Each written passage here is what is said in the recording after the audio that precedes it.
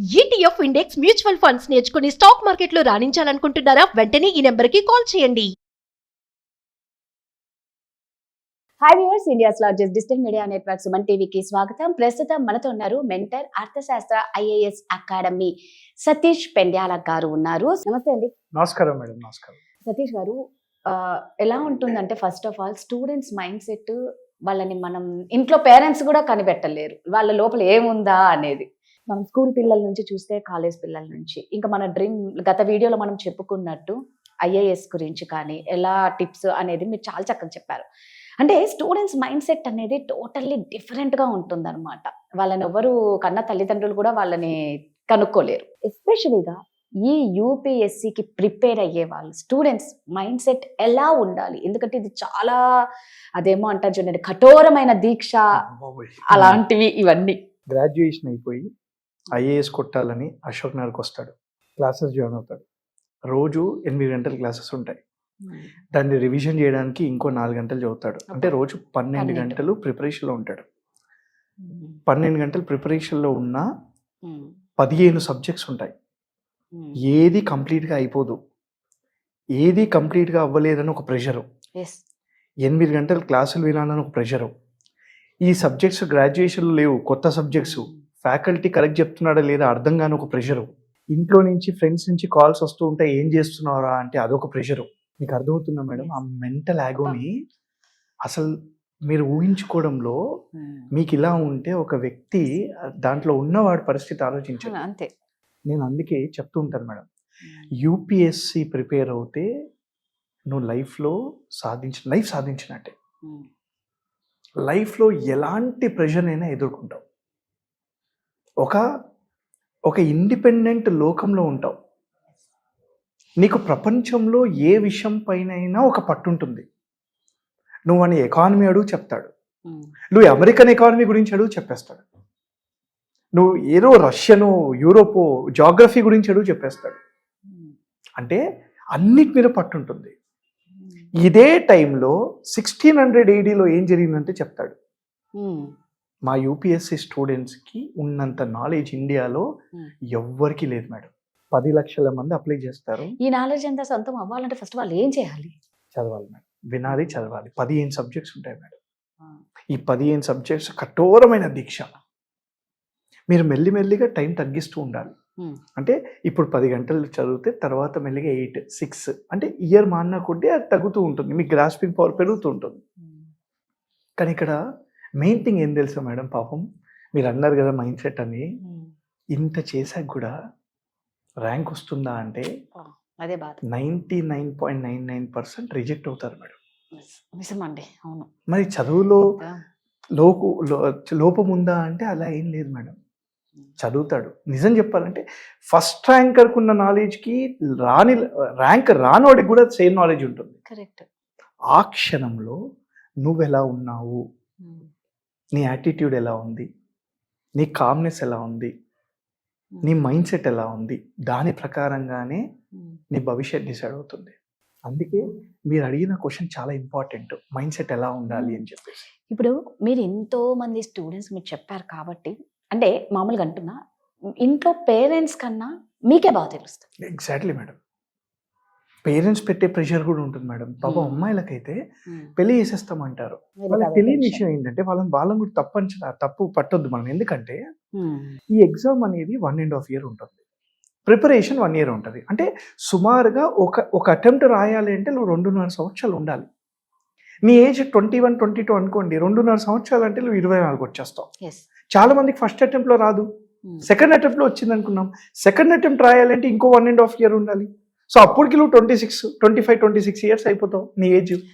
మరి ఇంట్లో నుంచి ప్రెషర్ స్టార్ట్ అవుతుంది. వాళ్ళకి తెలియదు పాపం, వాళ్ళకి తెలీదు.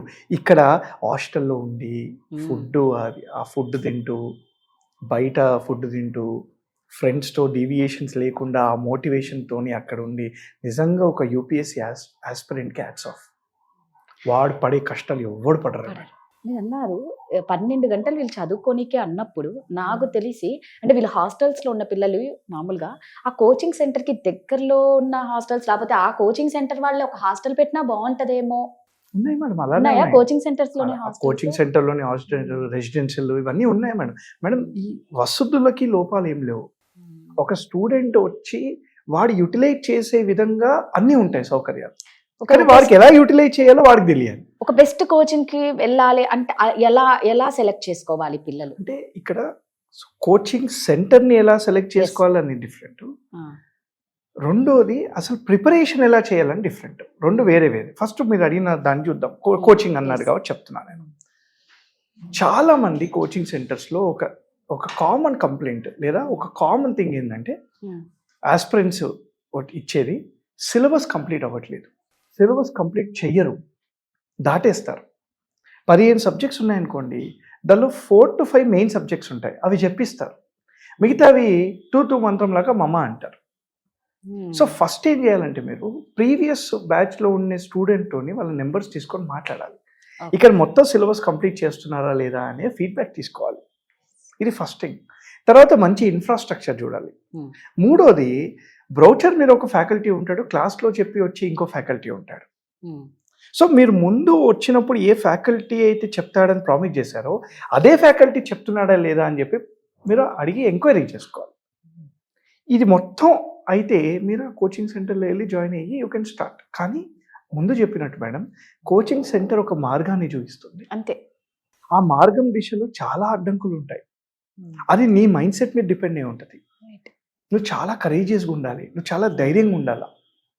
యూపీఎస్సీ పెరికి వాళ్ళకి కాదు, ధైర్యవంతులకి మాత్రమే. నువ్వు వివేకానంద, ఏపీజే అబ్దుల్ కలాము లేదా ఏదైనా ఐఏఎస్ ఆఫీసర్ని చూసి మోటివేట్ మాత్రమే అవుతావు. మోటివేషన్ వల్ల ర్యాంక్ కొట్టలేవు. మోటివేషన్ వల్ల నువ్వు ఓన్లీ ప్రిపరేషన్ స్టార్ట్ చేస్తావు, అంతే కదా. ప్రిపరేషన్ స్టార్ట్ చేసి ముందుకెళ్ళి ర్యాంక్ కొట్టాలి అంటే నీకు డిసిప్లిన్ ఉండాలి, నీకు డిసిప్లిన్ ఉండాలి. మరి ఆ డిసిప్లిన్ ఎలా వస్తుంది? సెల్ఫ్ డిసిప్లిన్ ఉండాలి. మేడం మోటివేట్ నేను మీకు చేస్తాను, మీరు నాకు చేస్తారు, డిసిప్లిన్ మాత్రం నేను తెచ్చుకోవాలి. ఆ డిసిప్లిన్ ఉన్నవాడికి ర్యాంక్ వస్తుంది.